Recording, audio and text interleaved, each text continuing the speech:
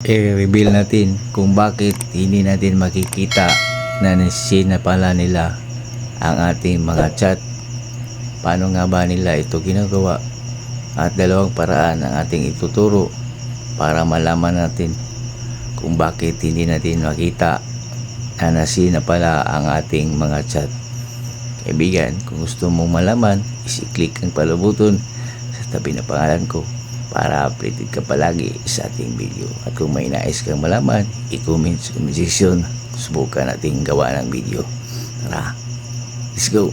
Open mo lang yung phone, kaibigan, at i-reveal natin kung bakit hindi natin makikita na sina pala ang ating mga chat. So dalawang paraan ang ating ituturo sa ngayon. So i-open ang phone at hanapin ang messenger. At ito yung sample natin, kaibigan, na chat na hindi pa seen kasi nga nag-highlight pa ito. Okay? Ganito ang unang paraan para hindi natin makita na nasin na pala. Okay? Ilulong press nila yan at ilagay sa archive. Yan. So paano nga ba ito makita pag uli? Kita pang tatlong line. Then dito kita pang archive. Yan. At dito nila ito binabasa. Okay? Dito nila ito sinisin ang chat. Yan. Makikita po natin na nasin natin doon sa messenger. Okay?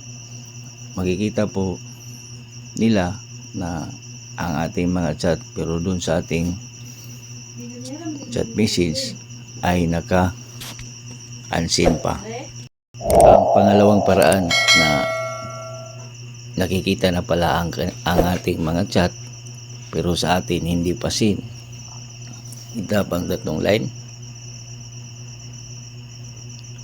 itapang icon settings, scroll down, itapang si unsafety, at scroll down, itap itong read receipts.